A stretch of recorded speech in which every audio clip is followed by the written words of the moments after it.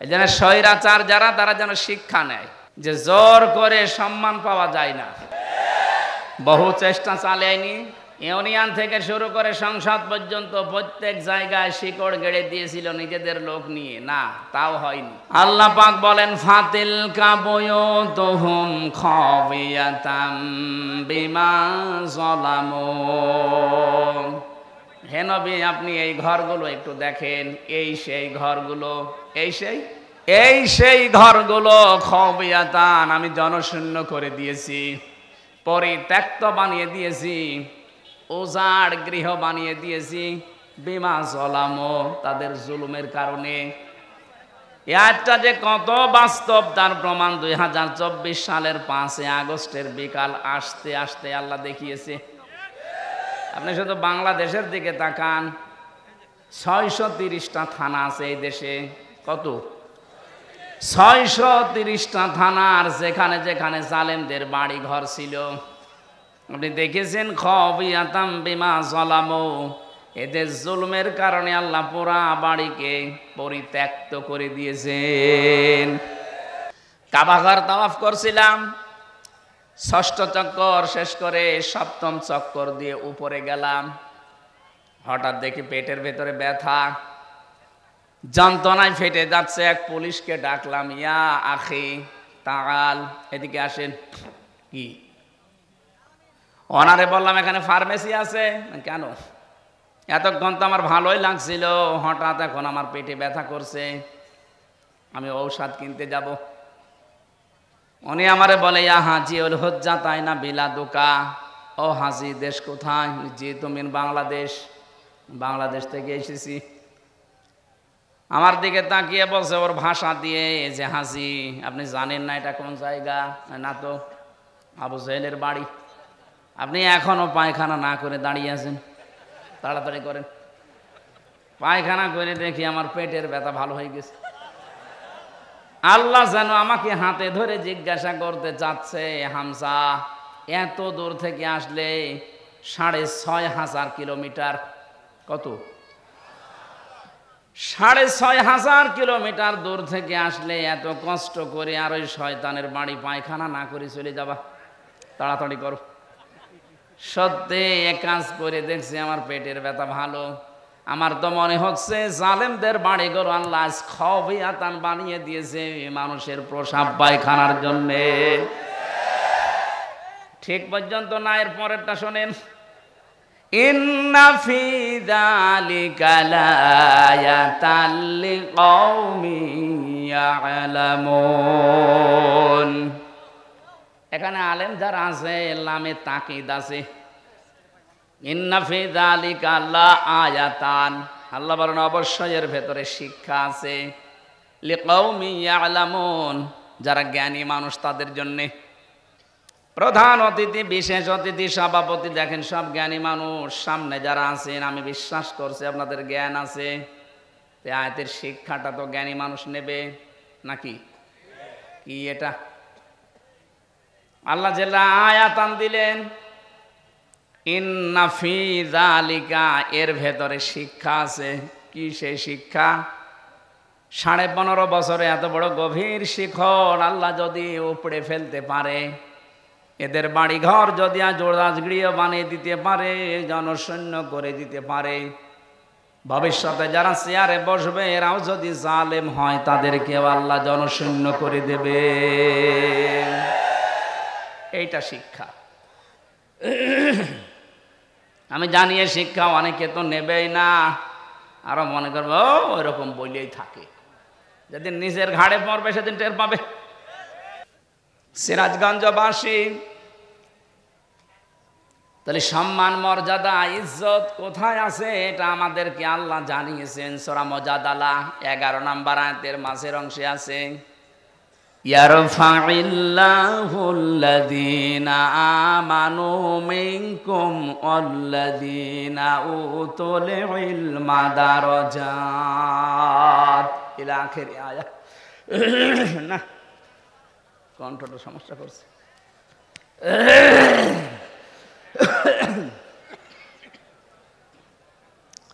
আল্লাহ পাক বলেন ইয়ারফা, এটা মুজারে, বর্তমান ভবিষ্যৎ, প্রেজেন্ট ফিউচার, দিন যত যাবে তাদের সম্মান মর্যাদা বাড়তেই থাকবে। কাদের? তোমাদের ভেতরে যারা ঈমান আনবে, দুনিয়াতে যাদেরকে ইলম দেওয়া হবে, এই দুইটা গুণ যাদের আসবে তাদের দিনের পর দিন মর্যাদা বাড়বে।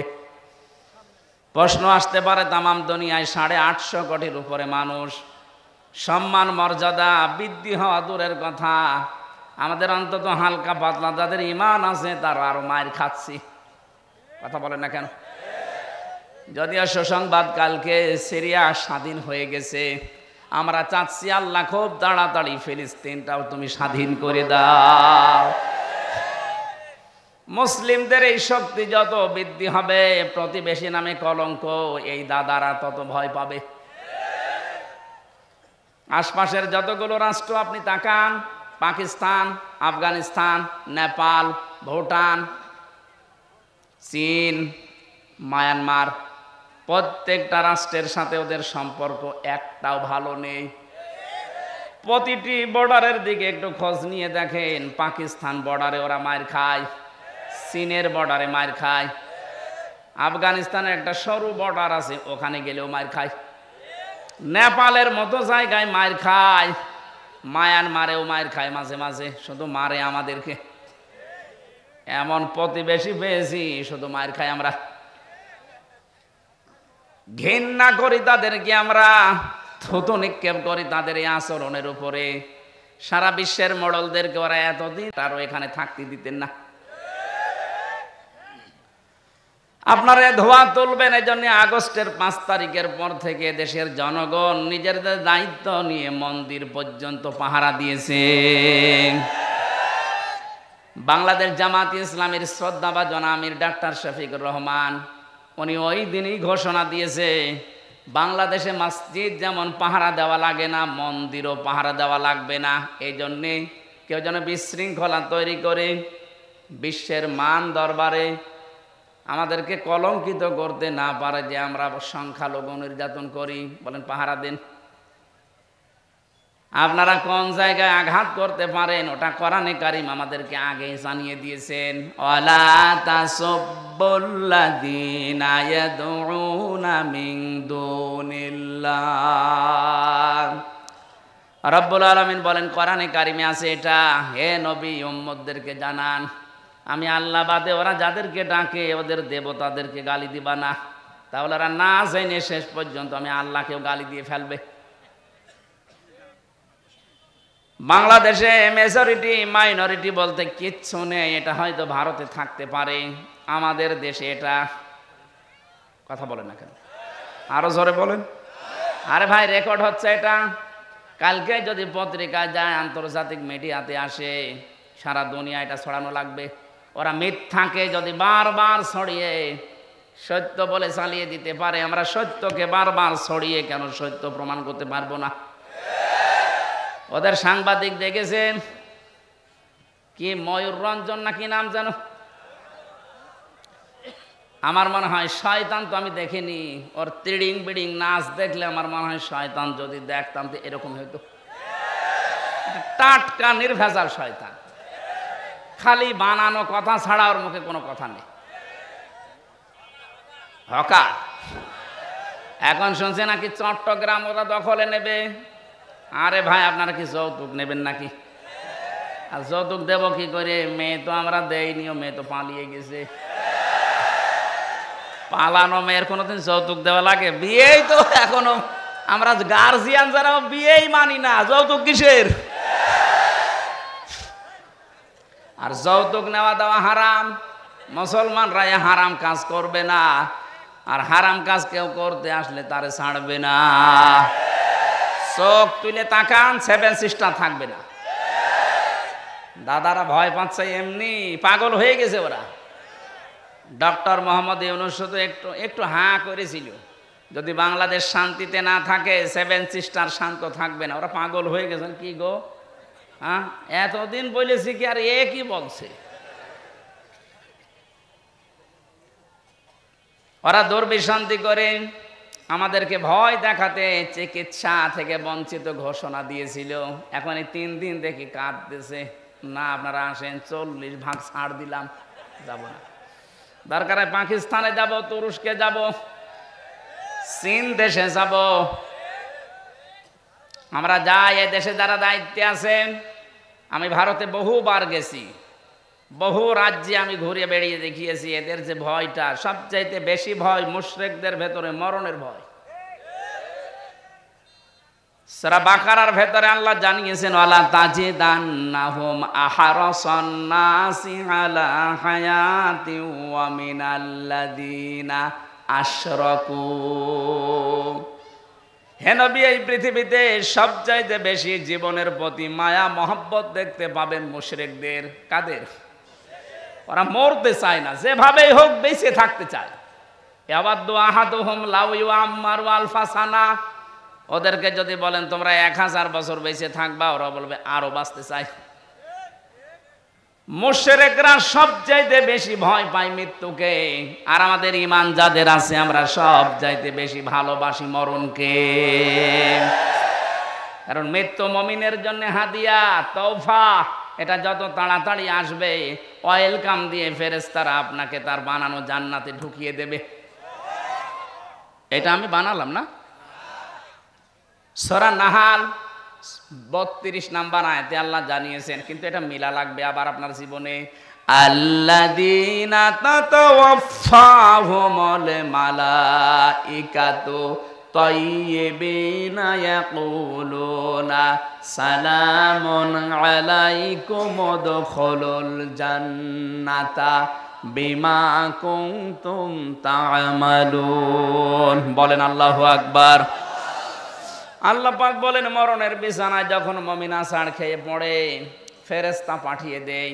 2 জন 4 জন 5 জন না, মালাইকা বহু বচন দিয়েছেন আল্লাহ। হাজার হাজার ফেরেশতা আসে তোর কাছে। আসার পরে যদি দেখে হ্যাঁ তোর জীবনটা তাজ্জিব পবিত্র ছিল, তাফসিরে মুফাসসির লিখেছেন তাজ্জিবিনা মানে এটা পোশাক পবিত্র না, শরীরের পবিত্র না, এটা বিশ্বাসের পবিত্রতা। ওদের বিশ্বাসের ভেতরে শিরিক ঢোকানো, আর আমরা যা করি আমাদের বিশ্বাসের ভেতরে ঈমান ঢোকানো। কথা বলেন না কেন? যাদের বিশ্বাসে শিরিক আছে পাল্টাবেন। আপনার বিশ্বাস যদি পবিত্রতা অর্জন করতে পারে, যখনই বিছানায় মরণে আষাঢ় খেয়ে পড়বেন, ফেরেশতারা বলবে উদখুলুল জান্নাহ, প্রবেশ করেন। শুধু প্রবেশ করবেন না, সালাম শান্তির সাথে করেন। বিমা কুনতুম তা'মালুন, দুনিয়ায় যা করতেন সেইটার কারণে। ও বাংলার মুসলমানেরা, আমরা আহ্বান জানাবো, যারা দায়িত্বে আছেন খুব তাড়াতাড়ি পররাষ্ট্র নীতির কিছু নিয়ম নীতি আছে। প্রতিবেশী নামে কলঙ্ক, দাদাদের সাথে সব ব্যবসা বাণিজ্য, সব কূটনৈতিক সম্পর্ক ছিন্ন করে দিন, কোনো দরকার নেই। এগুলো আপনি পাকিস্তানের সাথে আবার ফিরে যান, চীনের সাথে বাড়ান, তুরস্কর সাথে বাড়ান। মুসলিম দেশ এখনো 57টা আছে, গতকালকে আর একটা হয়েছে 58টা। এতগুলো দেশের সাথে সম্পর্ক থাকলে এরা এমনিতে চিন্তায় মরে যাবে। আজকে দেখেন না, সকালবেলা সুর নরম হয়ে গেছে। বলছে আমরা যে সরকার আসে এখন দায়িত্বে, এই উপদেষ্টা মণ্ডলের যারা দায়িত্বে আছে এদের সাথে শক্তভাবে মিলে কাজ করতে চায়। কেন? এতদিন তো বলতেন এরা অবৈধ, ঠেলায় পড়িস। এই কথা বলে না কেন? ঠেলায় পড়লেও বাঘেও ধান খায়, ও ধান খাবে এবার।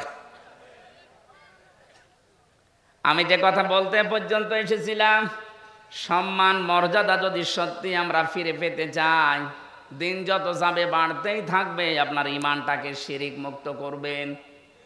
তাজ্জিবিনা মানে শিরিক মুক্ত ঈমান। 2 নম্বরে ওয়াল্লাযীনা উতুল ইলমা দারাজাত, যাদেরকে আল্লাহ ইলম দিয়েছে তাদের মর্যাদা আল্লাহ বাড়াবে। প্রশ্ন আসতে পারে, দুনিয়ায় কত মানুষের তো ইলম ছিল, মর্যাদা বাড়ে নাই। হ্যাঁ ঠিক আছে, আমি নাম নিয়ে বলছি, মাওলানা ফরিদউদ্দিন মাসুদ, মাওলানা রুহুল আমিন, এরা আলেম না? কথা বলে না কেন?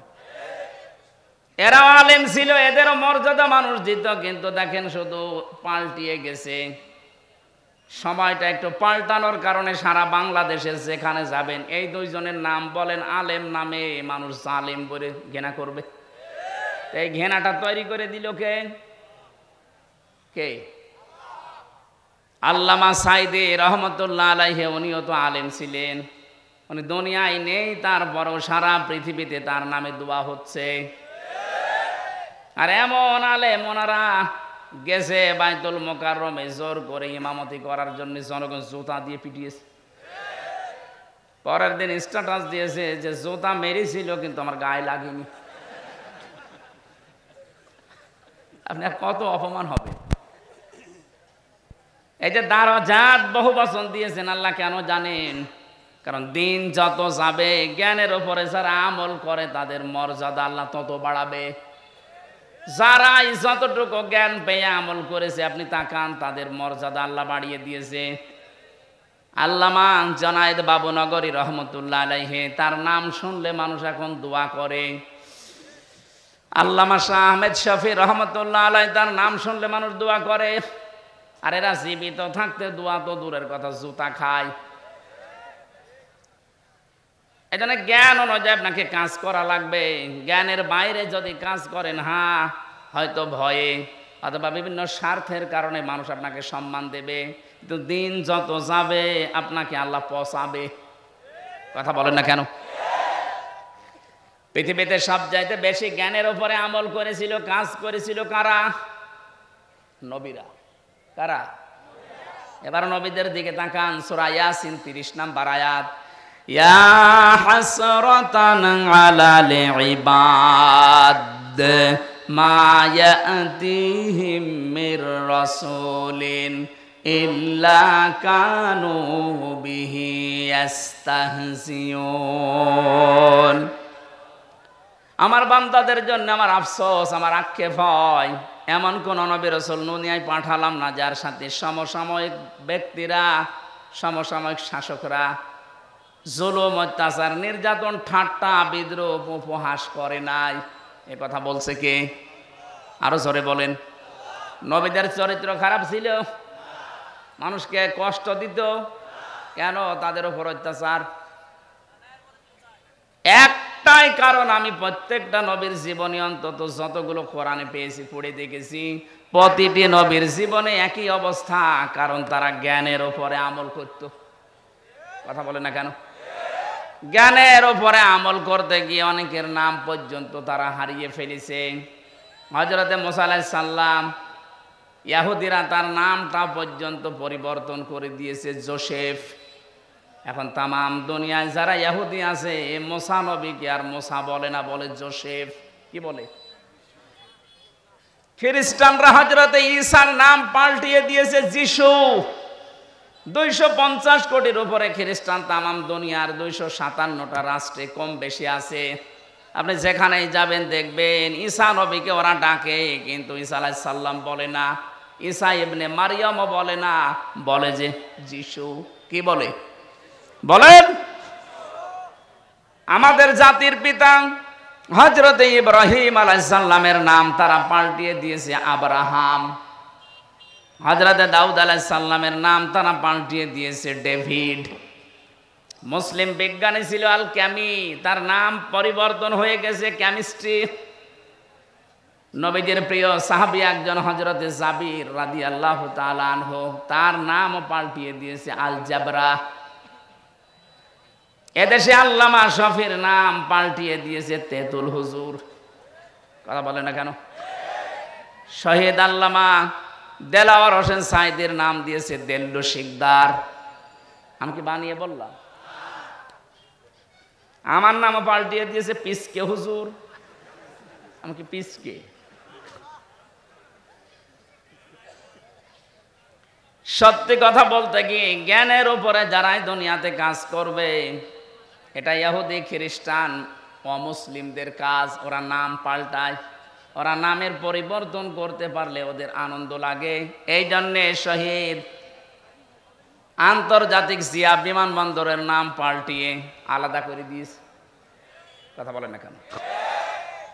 ওয়ালা তালমিজু আনফুসাকুম ওয়ালা তানাবাজু বিল আলকাব বিইসাল ইসমুল ফুসুক বাদাল ঈমান ومن لم يتب فأولئك هم الظالمون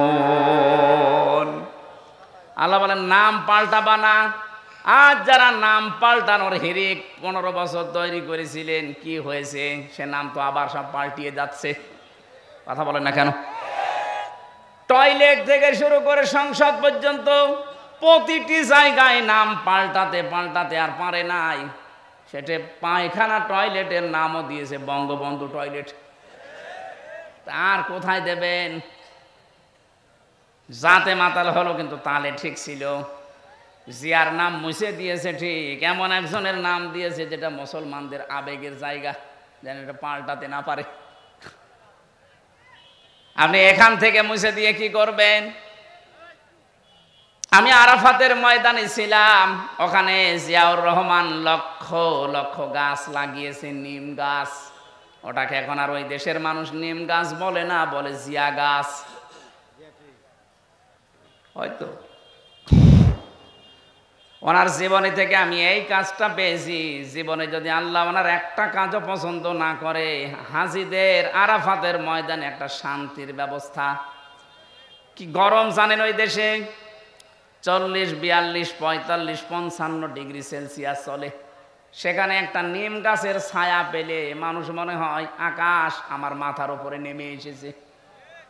এই যে লক্ষ লক্ষ হাজী সাহেবেরা আরাফাতের ময়দানে যেহেতু দোয়া কবুল হয়, শহীদ প্রেসিডেন্ট জিয়াউর রহমানের নামে যদি দোয়া করে, আল্লাহ তুমি ওর জীবনের যা হয়েছে হয়েছে মাফ করে দাও, আল্লাহ মাফ করতে পারে না? কথা বলেন না কেন? আমরাও দোয়া করছি, আল্লাহ তুমি তাকে মাফ করে জান্নাত দিয়ে দাও, বলেন আমিন। বাংলার মানুষেরা যে কথাটা বলার জন্য, যে মানুষের নাম পরিবর্তনের হেডিক, এটা ইহুদি আর খ্রিস্টানদের। বাংলাদেশে এই কালচার চালু করেছিল 15.5 বছরে যারা ছিল তারা। কেন আপনি আল্লামা শফির নাম পাল্টিয়ে দিলেন? তেতুল হুজুর একটা নাম হলো। কথা বলেন না কেন? নাম পাল্টিয়ে পাল্টিয়ে যাদের বিচার করে করে আব্দুল কাদের মোল্লা নাম পাল্টিয়ে দিয়েছেন।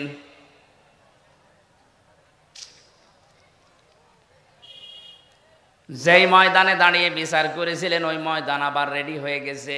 এতদিন যাদের বিচার করেছেন সোনা সাক্ষীর উপরে, এখন আপনার গণহত্যার জন্য বিচার হবে দেখা সাক্ষীতে।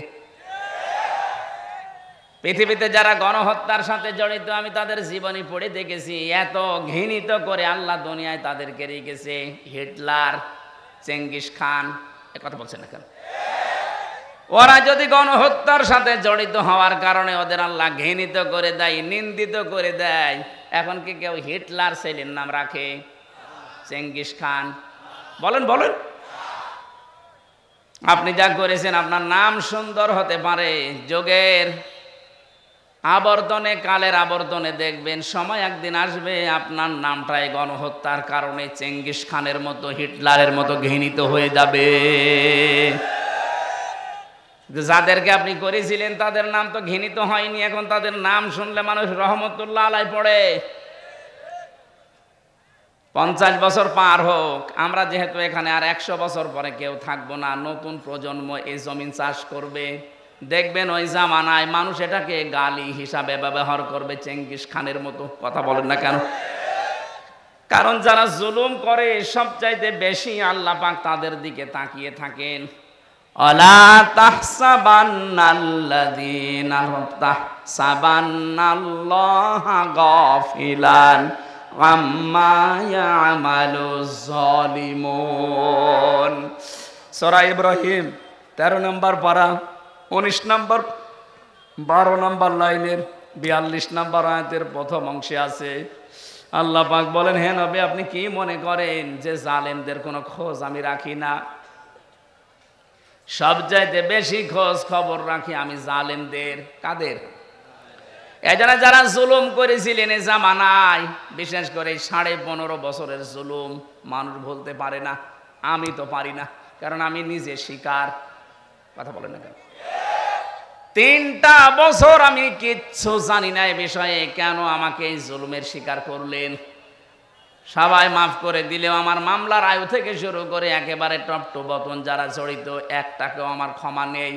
ক্ষমা করতে পারি, আমি যা করেছিলাম ওই কাজ আপনাকে করা লাগবে। 3 বছর ফাঁসির কন্ডেম ছেলে থাকবেন, আর 30 থেকে 32 লাখ টাকা আমার বাবার কাছ থেকে নিয়েছেন, ফেরত দেওয়া লাগবে। সেদিন মামলার আয়ু কল দিয়ে বসে, হুজুর মাফ করে দিয়েন।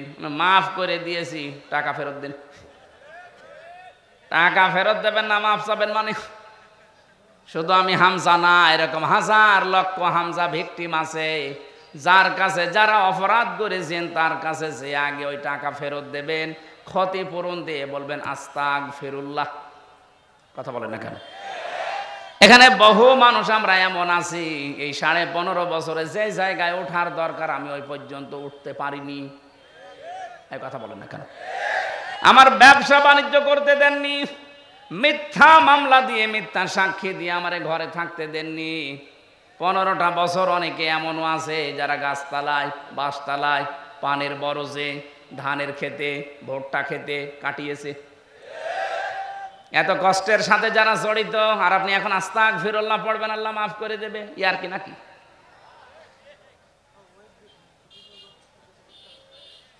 আমি শুধু শিক্ষা নেওয়ার জন্য 2-1টা জায়গায় এগুলো বলেছি যে আমাকে এই কষ্টটা দেওয়া হয়েছিল রিমান্ডে, মাটির নিচে নিয়ে, জেলখানার কন্ডেম ছেলে ফাঁসির।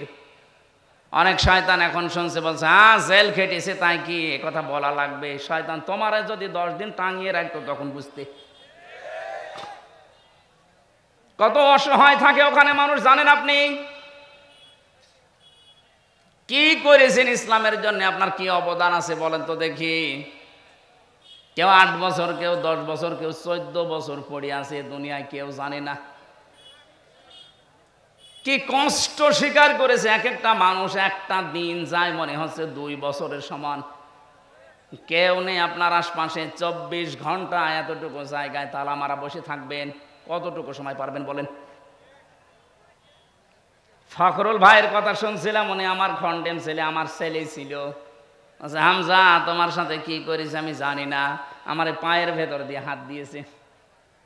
সামনে যে লোহার ব্যারিকেড দেওয়া ছিল ছোট ছোট, ওর সাথে হাত লাগিয়ে তালা লাগিয়ে দিয়েছে। আরে ভাই 2-5 মিনিট পরে খুলে দে না, বছরের পর বছর 1.5-2 মিনিট সময় দিল টয়লেট করার জন্য। সকালে কয়েকটা পচা ছোলা দিয়েছি, তো পচা, পারলে খান, না পারলে ফেলে দেন। দুপুরে 1 মুঠ ভাত দিয়েছে, তা মনে হচ্ছে মাখিয়ে দিয়েছে। কয়দিন আপনি পারবেন, কয় সপ্তাহ পারবেন? 8 বছর, 10 বছর, 14 বছরের লোক পেয়েছি আমি। এত বড় বড় নখ হয়ে গেছে, ওরা দেওয়ালের সাথে খুশিয়ে খুশিয়ে এভাবে লিখে রেখেছে ভাঙা ভাঙা অক্ষরে যে ভাই যদি কেউ বাইরে যেতে পারেন এই নাম্বারটা একটু জানাবেন যে আমি বেশি আছি। এখনো পর্যন্ত অনেকে জালেমের সাফাই গায়ের বলে কি হয়েছে যে ওনার পালানো লাগলো, কি হয়েছে? আপনার সাথে তো হয়নি, আপনি টের পাবেন না। এই লোকটারে জিজ্ঞাসা করেন। যাদের সাথে হয়েছে তারা যদি বলে যে আমি মাফ করে দিলাম, আমার কোনো দায় নেই, কিন্তু আমারটা হবে না, আমার টাকা ফেরত দেওয়া লাগবে। আর আমার মতো 3 বছর ফাঁসির কন্ডেম ছেলে বিনা কারণে পড়ে থাকা লাগবে, তাও যোগাযোগ বিচ্ছিন্ন হয়ে। এমনি দুঃখে বলছি না, আমার ছোট মেয়েটা আজ পর্যন্ত আমার কাছে আসে না, আমার চেনেও না। কি করেছিলাম আমি? তার আমি 7 মাস রেখে গেছি, এখন তার বয়স 4.5 বছর। মনে করে এরকম হামসার মতো বহু হুজুর আমাদের বাড়িতে দেখা করতে আসে, এ মনে হয় ওরকমই একটা হুজুর। যেদিন আমি জেল থেকে বাড়িতে আসলাম, নিচে এসে আমার বলছে হুজুর চলেন আমাদের বাড়িতে চলেন। আমি যে ওর বাবা, ও জানে না, মনে করছে আর একটা হুজুর।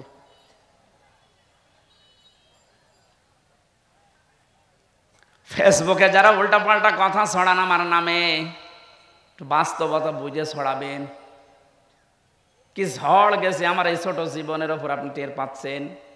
হ্যাঁ, আমি আল্লাহর জন্য সব সহ্য করেছি, মাফও করে দিয়েছি, কিন্তু আমার টাকার বিষয়টা আমি মাফ করব না। টাকা আমার ফেরত দেওয়া লাগবে, কারণ এটা আমার নিজের টাকা না, আমার বাবার টাকা।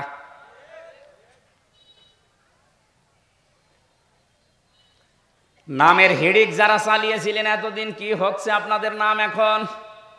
কি হয়েছে ওই জায়গাগুলোর নাম দেখেন, প্রত্যেকটা জায়গা থেকে জনগণ ওই সাইনবোর্ড লাগিয়ে টাঙিয়ে ফেলে দিয়ে জেলার নাম লিখে দিচ্ছে।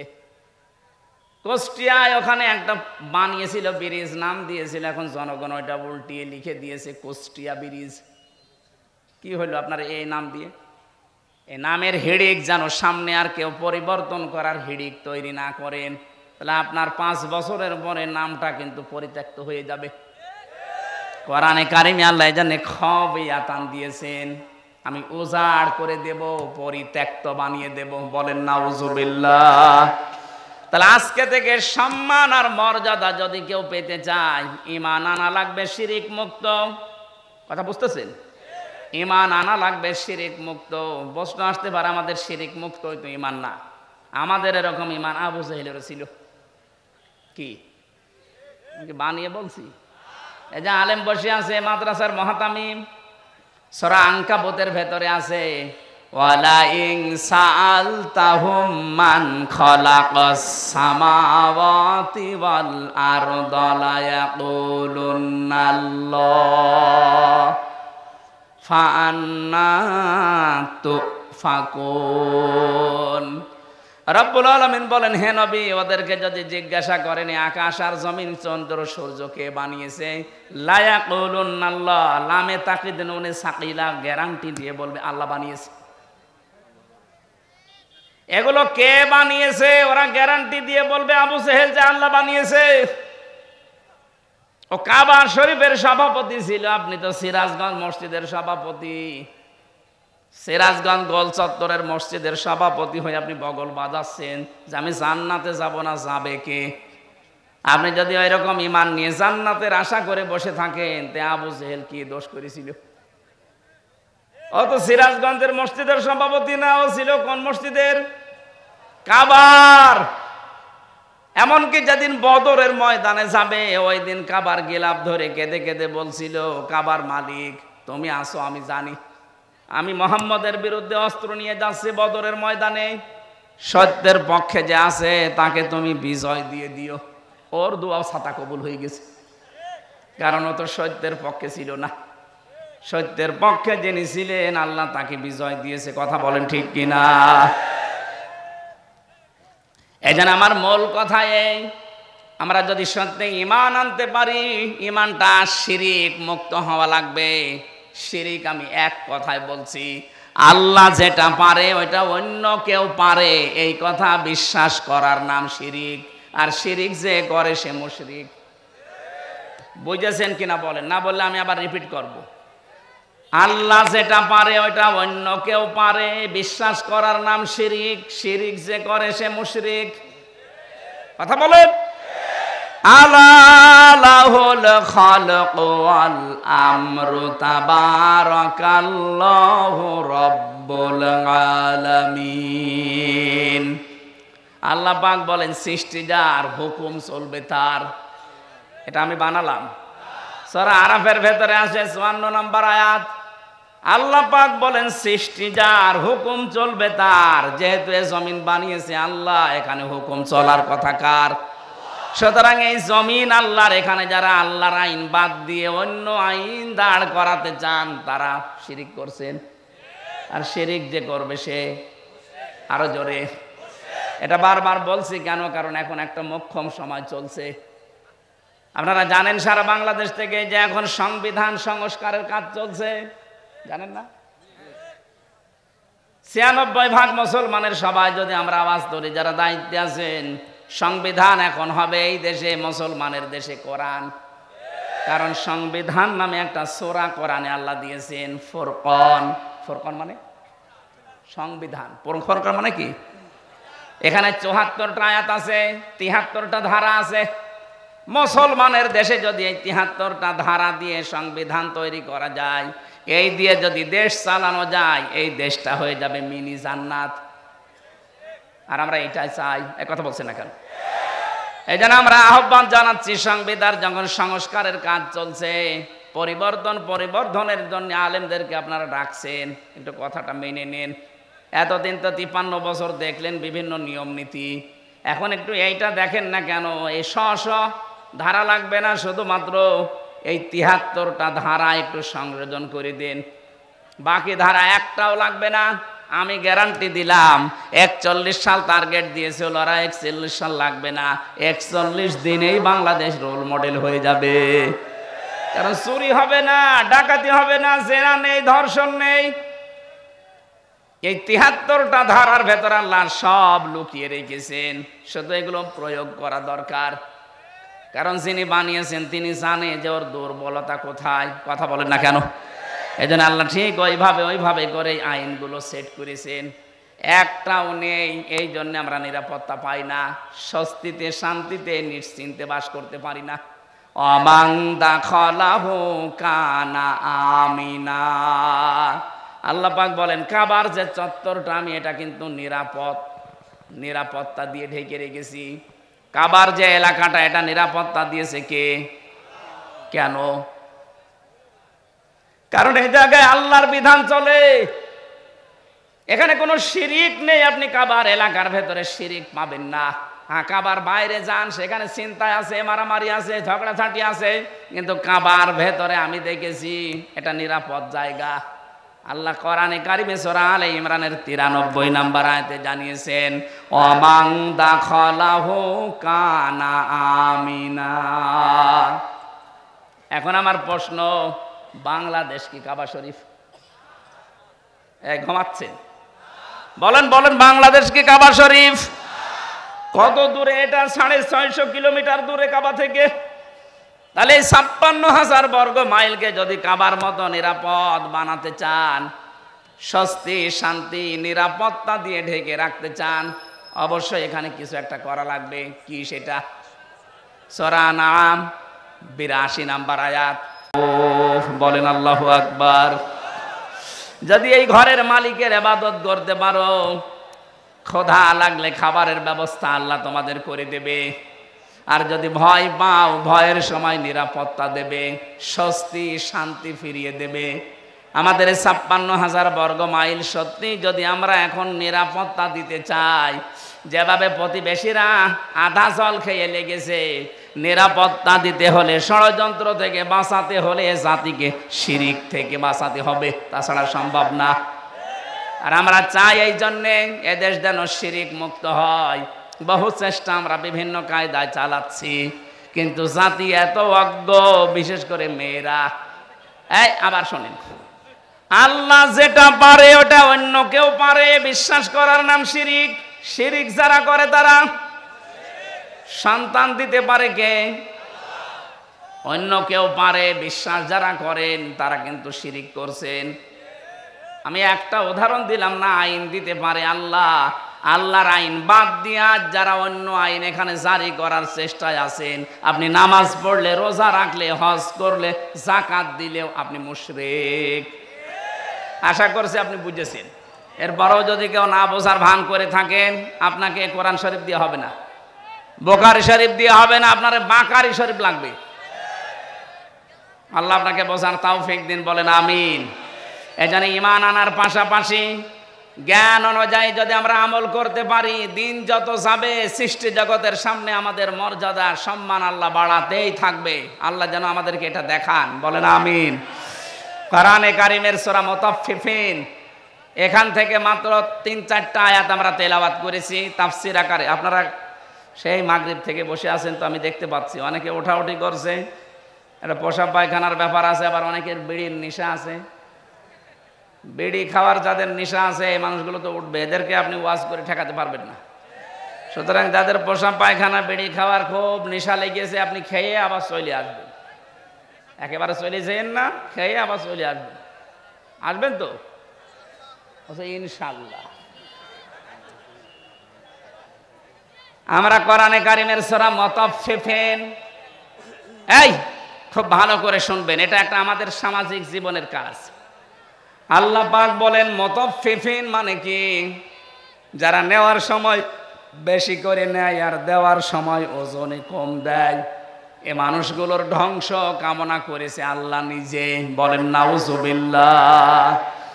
আজ আমাদের পরিবার, সমাজ আর রাষ্ট্র এই ওজন কম বেশি এইটার কারণে ধ্বংস হয়ে যাচ্ছে। আমি যেমন বিশ্ববিদ্যালয়ে দেখেছি, অনেক স্যার যারা আছে, যারা ডক্টর, বিভিন্ন ভার্সিটি থেকে যারা ডক্টরেট করে আসে, আল আজহার থেকে, মদিনা থেকে, বিশ্বের বিভিন্ন জায়গা থেকে তারা জ্ঞান আহরণ করে আমাদেরকে যারা শিক্ষা দেয়, তারা কিন্তু নেওয়ার সময় বিভিন্ন জায়গা থেকে ভালোই নিয়েছিল, কিন্তু দেওয়ার সময় আর সঠিকভাবে দিতে চায় না। তখন বলে প্রাইভেট পড়া লাগবে, কোচিং করা লাগবে, বা উনি অন্য বিশ্ববিদ্যালয় প্রাইভেটে যে ক্লাস করায়। আমি শুধু ভার্সিটির স্যারদের উদাহরণ দিলাম এই জন্যে, এটা প্রাইমারি থেকে শুরু করে একেবারে কলেজ পর্যন্ত সব জায়গায়, হাফিজি মাদ্রাসা থেকে একেবারে দাওরা মাদ্রাসা পর্যন্ত, 1 থেকে কামেল পর্যন্ত প্রত্যেকটা জায়গার জন্য বলছি, শিক্ষক যারা আছেন, নেওয়ার সময় যারা বেশি বেশি জ্ঞান অর্জন করেন, দেওয়ার সময় যারা সঠিকভাবে দিতে চান না ছাত্রদেরকে, তখন আবার প্রাইভেট পড়া লাগবে, কোচিং করা লাগবে, আপনি কিন্তু ধ্বংস হয়ে যাবেন। এক কথা বলছেন। আল্লাহ সূরার শুরুতে এইটাই জানিয়েছেন, ওয়াইলুল লিল মুতাফফিফিন আল্লাযীনা ইযা তালু আলান নাসি ইস্তাওফুন। ধ্বংস হয়ে যাক ওই মানুষগুলো যারা নেওয়ার সময় বেশি নেয়, দেওয়ার সময় কম দেয়। আর সারাটা জীবন আমরা এই লাইনে আছি, নেওয়ার সময় কিন্তু এলেম, নেওয়ার সময় জ্ঞান বিভিন্ন জায়গা থেকে যেভাবে হোক সংগ্রহ করি, কিন্তু ওইটা যখন বিলোতন করার সময় হয়, ডেলিভারি দেওয়ার সময় হয়, এটা তখন আর সঠিকভাবে আমরা দিতে চাই না, বিভিন্ন ক্রস কারণ দেখিয়ে আমাদেরকে আল্লাহ ধ্বংস করে দেবেন। অনেকেই মনে করি যে এটা শুধু দোকানদারদের জন্য, তারা ওজনে কম বেশি করে না, এটা সবার জন্য প্রযোজ্য। হযরতে শুআয়ব আলাইহিস সালামের জামানায় তার জাতিকে আল্লাহ যে 2টা কারণে ধ্বংস করেছিলেন, তার 1 নম্বরে তারা ওজনে কম বেশি করত। আজ উম্মতি মুহাম্মদী আমরা দাবি করে হাজারো মানুষ এখানে আছি যারা খাদ্যে ভেজাল দেয়, খাদ্যের ভেতরে বিভিন্ন বিষ মিশিয়ে দেয়। এই কথা বলেন না কেন? এই যে ফরমালিন যারা দেন, এইটা খেয়ে যদি কোনো মানুষ অসুস্থ হয়, তার বিভিন্ন শরীরের অর্গানগুলো নষ্ট হয়ে যায়, লোকটা যদি মৃত্যুর কোলে ঢলে পড়ে। আপনি তো ফলের ভেতরে, সবজির ভেতরে, খাদ্যের ভেতরে ফরমালিন দিয়েছিলেন, বিষ দিয়েছিলেন, ঔষধ দিয়েছিলেন, কিন্তু কিয়ামতে আপনি যখন উঠবেন তখন মানুষ হত্যাকারীর তালিকায় উঠবেন। আমি তো এই আয়াত পড়ার পরে দেখতে পাই বাংলাদেশে বহু মানুষ হত্যাকারীর তালিকায় কিয়ামতে উঠবে। কথা বলেন ঠিক কিনা? এজন্য খুব সাবধান এই জায়গায়, কোনো খাদ্যে ভেজাল দেবেন না। খাদ্যের কৃত্রিম, এই যে বিভিন্ন মানুষ টাকা পয়সার জন্য এগুলো সংকট তৈরি করেন, আপনি যে কত বড় অপরাধী আল্লাহর কাছে আপনি টের পাচ্ছেন না। যারা খাদ্যের কৃত্রিম সংকট তৈরি করে মানুষকে কষ্টে ফেলে রাখেন, আল্লাহ পাক বলেন যখন মানুষ খাবার থাকার পরেও সংকট তৈরি করে, তখন আমার আরশ কেঁপে যায়।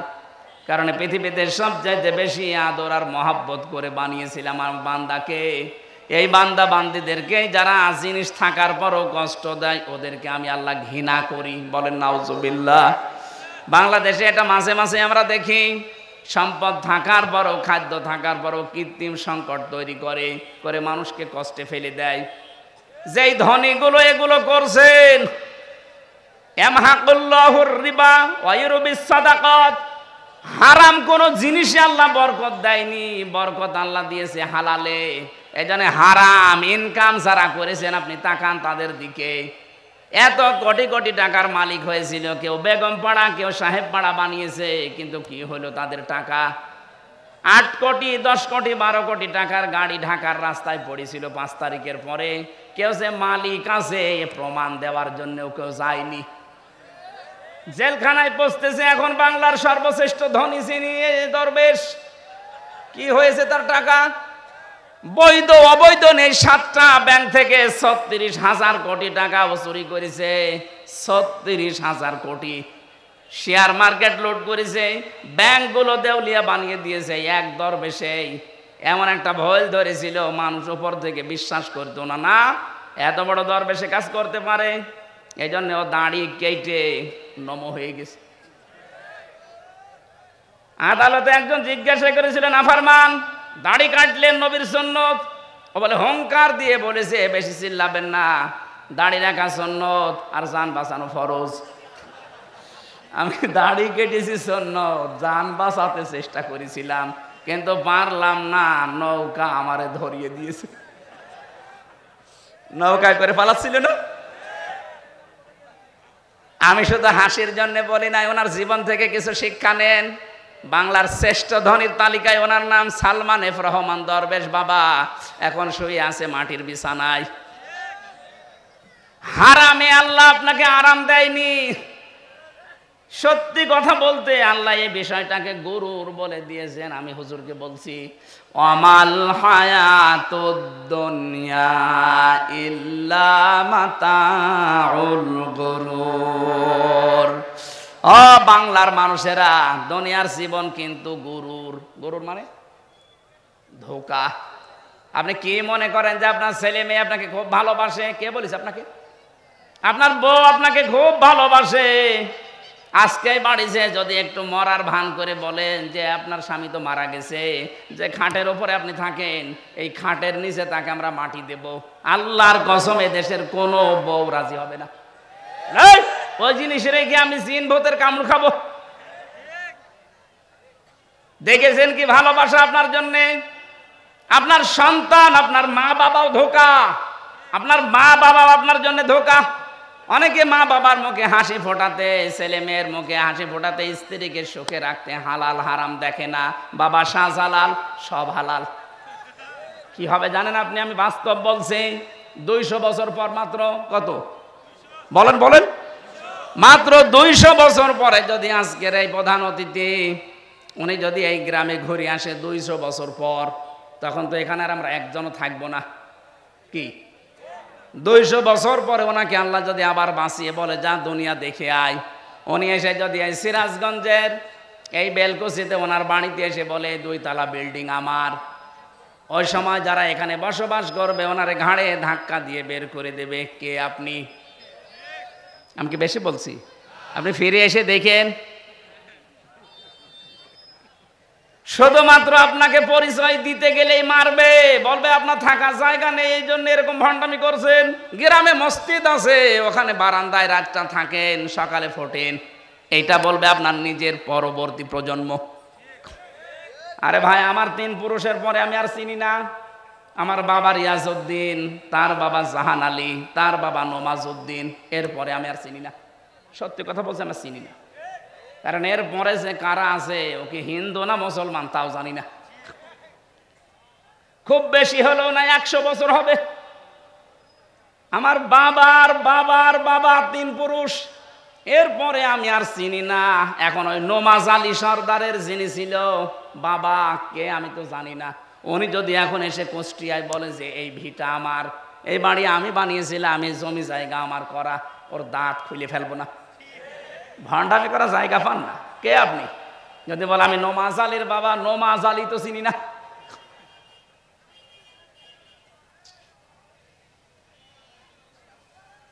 দুনিয়ার জীবনটা সত্যিই কিন্তু ধোঁকা। এই জন্য হারাম অবৈধ ইনকামের পথে যারা পা বাড়িয়েছেন আপনি থামেন, নয়তো কিন্তু এইটাই আপনার কাল হয়ে দাঁড়াবে।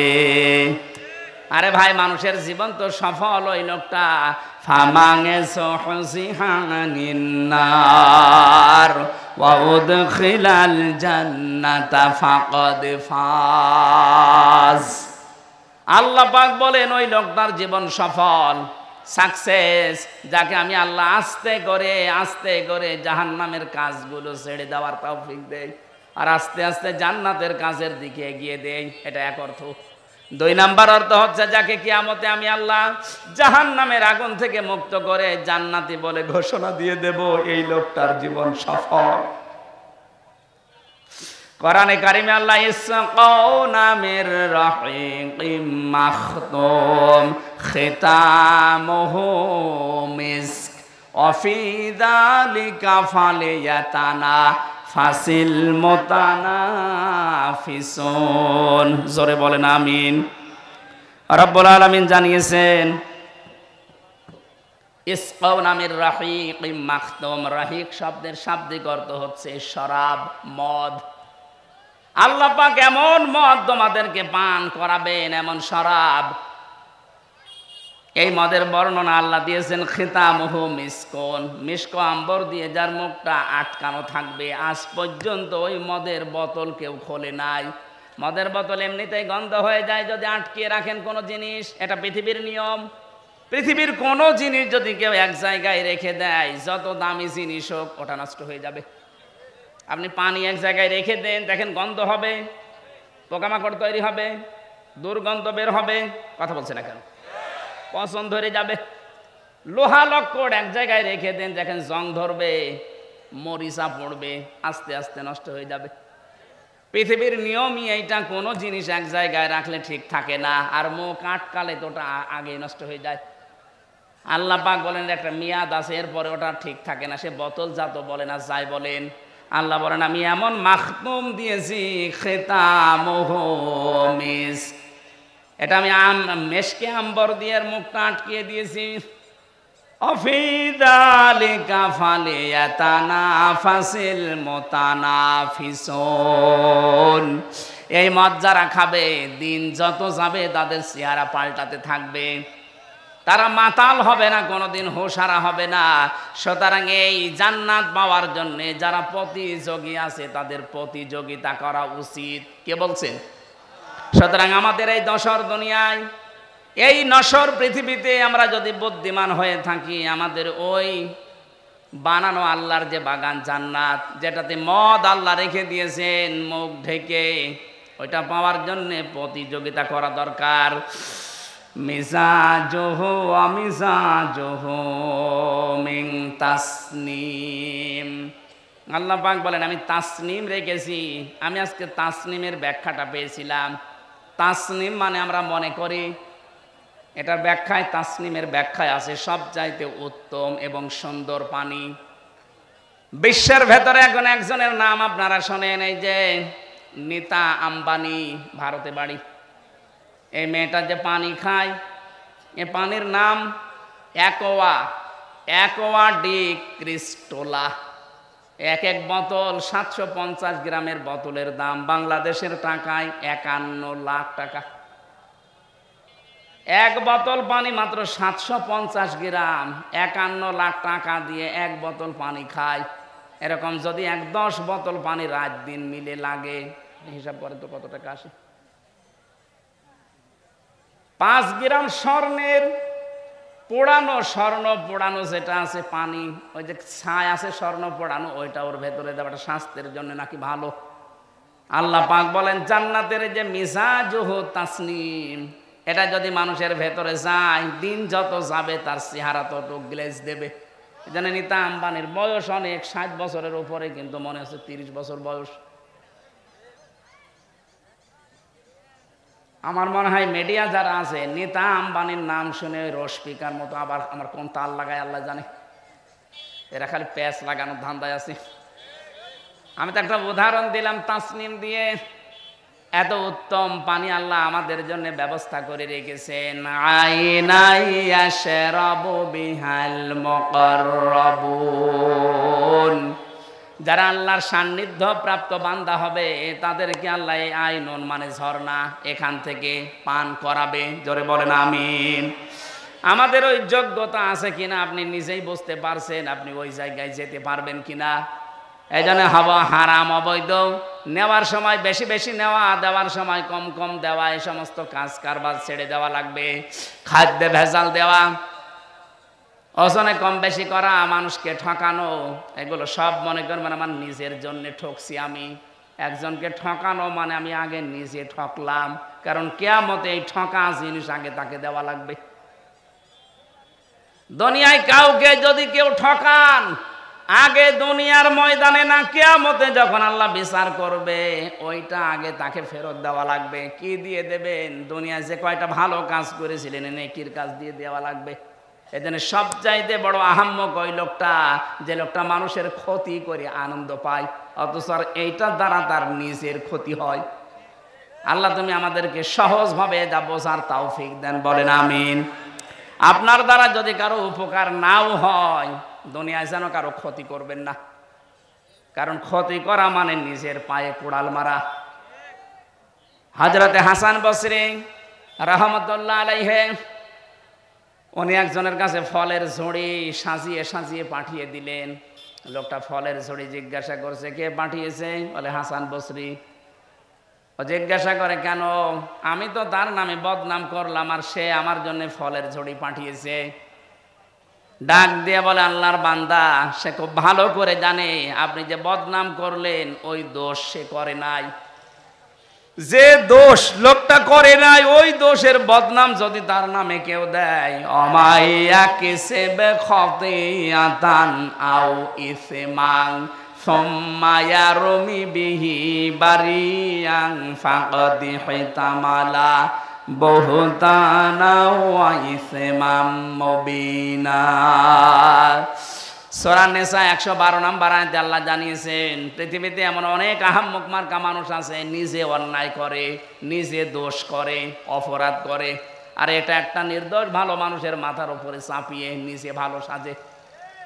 এ যেন প্রকাশ্য পাপের বোঝা বহন করে নিয়ে বেড়াচ্ছে। এটা যদি সত্যি আল্লাহ আজকে আমাদেরকে দেখাতো, এদেশে বহু মানুষ রাস্তায় বের হতে পারতো না। হযরত আদম আলাইহিস সালামের সন্তানদেরকে আল্লাহ যে শরীয়ত দিয়েছিলেন, ওইটা যদি এখন থাকতো, বহু আল্লাহর ওলি মার্কা মানুষ ধরা খেয়ে যেত। ওই জামানার শরীয়ত ছিল, কেউ যদি কোরবানি দিত তাহলে চাটিয়াল ময়দানে রেখে আসা লাগতো। যার টাকা হালাল, আকাশ থেকে আগুনের ঝলক এসে ওটা পুড়িয়ে ফেলতো। আমার মনে হয় ওই শরীয়ত যদি এখন থাকতো, কত হাসির কোরবানি যে চাটিয়াল ময়দানে পড়ে থাকতো, মানুষ বুঝতো যে সুদের টাকা, ঘুষের টাকা। কথা বলেন না কেন? নাকি এলাকায় সুদ বন্ধ হয়ে গেছে? এই যে যারা টাকা ছেড়ে রাখেন, মাসে মাসে টাকা আসে, 1000 দিলে 100 টাকা করে বেশি দেয়, এটা এলাকায় নেই? এটা মায়ের সাথে জেনা করার গুনাহ হচ্ছে। কে হুজুর বলেন আপনাদের? কেন ওনার কথা মানা যায় না? কিয়ামতে যেদিন ধরা খাবেন, বলবেন আল্লাহ আমাদের কাছে কেউ আসেনি, ওই লোকটা দাঁড়াবে তখন, ও ডাক দিয়ে বলবে সুদ ওরা খেয়েছে, আমি নিষেধ করার পরও ওরা শোনে নাই। এই জন্য যারা এ কাজ করছেন, যেহেতু এতদিন না জেনে হয়তো খেয়েছেন, এখন থেকে ছেড়ে দেওয়া লাগবে। মায়ের সাথে জেনা করার এই গুনাহ আজকে থেকে আর করা যাবে না, বন্ধ হওয়া লাগবে। যারা টাকা ছেড়ে রেখেছেন, টাকা আসে, এই ব্যবসা কারা কারা বন্ধ করবেন? হাত তোলেন। ও এলাকায় আছে, হালকা পাতলা আছে, বেশি না, ঠিক আছে, আপনারা চালান।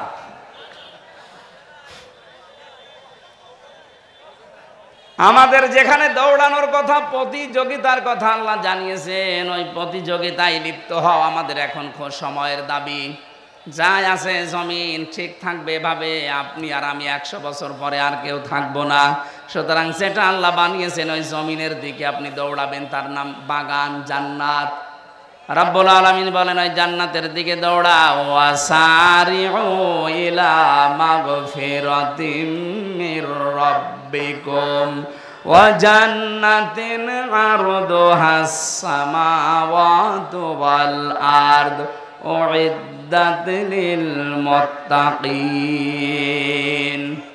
আল্লাহ আমাদেরকে আয়াতগুলো প্র্যাকটিক্যাল লাইফে মেনে চলার তৌফিক দিন, বলেন আমিন। আমি জেলে বসে বসে যে কয়টা বই লিখেছিলাম, তার ভেতরে একটা আমার কাছে আছে আজকে এই গাড়িতে, সৃষ্টি জগৎ নিয়ে লেখা। এটা অনেক তথ্য দেওয়া আছে, আপনারা পেয়েছেন কিনা জানি না, যাওয়ার সময় এটা নিয়েছেন। আল্লাহুম্মা আমিন। লা ইলাহা ইল্লা আনতা সুবহানাক ইন্নী কুনতু মিনাজ জালিমিন। রব্বুল আলামিন কোরআনে কারীম থেকে যেই কয়টা কথাই বলেছি, তুমি আমাদের জীবনে সেট করে দাও। এ মাহফিলের আয়োজন করতে গিয়ে তোমার যে বান্দাগুলো শ্রম দিয়েছে, তুমি তো দেখেছো কে কিভাবে এগিয়ে এসেছে। কোরআনের প্রসারে, কোরআনের প্রসারে, কোরআনের শিক্ষায় যারা এগিয়ে আসে, আল্লাহ তুমি তাদের জীবনের অভাব দূর করে দাও। সম্মানিত সভাপতি আলহাজ আব্দুল আলিম, সহ সভাপতি আবু সাইদ সরকার, আমাদের প্রধান অতিথি আমিরুল ইসলাম খান আলিম, যত অতিথি এখানে এসেছে, আল্লাহ প্রত্যেকের জীবনের অপরাধগুলো মাফ করে দাও। আমাদের অপরাধগুলো তুমি নেকি বানিয়ে দাও। কোরআনে কারিমে পড়েছি, ফাউলাইকা ইউবাদদিলুল্লাহু সাইয়্যাতিহিম হাসানাত। কোন মানুষ যদি তাওবা করে ভালো কাজ করার সিদ্ধান্ত নেয়, তাদের জীবনের খারাপ কাজগুলো পাল্টিয়ে তুমি নাকি নেকি বানিয়ে দাও। কোরআনের এই ময়দানে আজকে যারা এসেছি আল্লাহ তুমি আমাদের সাজ্জিয়াত গুলো হাসানাত দিয়ে বদলায়া দাও। মা বোন যারা এসেছে এদেরকে খাদিজার মতো আয়েশার মতো বানিয়ে দাও। পর্দা ফরজ আল্লাহ এটা বুঝে এদেরকে থাকার তৌফিক দাও। স্বামী সংসারে যাদের অশান্তি আছে আল্লাহ তুমি শান্তি দাও। রব্বানা হাবলানা মিন আজওয়াজিনা ওয়া যুররিয়াতিনা কুররাতা আয়ুনি ওয়াজআলনা লিল মুত্তাকিনা ইমামা। সারা জীবন অপরাধ করে জীবনটা নষ্ট করে ফেলেছি আল্লাহ। গভীর রজনী, এখন প্রায় 12টা বাজে। তুমি রাত 12টার পরেই তো প্রথম আসমানে এসে ডাকতে থাকো, কার অপরাধ আছে আমার কাছে ক্ষমা চা। আমরা সত্যি অপরাধী, আমরা ক্ষমা চাচ্ছি, গোপনে না প্রকাশ্যে ওপেন ভাবে আমরা নিজেরা স্বীকৃতি দিচ্ছি আল্লাহ আমরা অপরাধী। মেহেরবানি করে তুমি আজকে আমাদেরকে মাফ করে নিষ্পাপ বানিয়ে দাও। আল্লাহুম্মা গফিরলি ওয়ারহাম।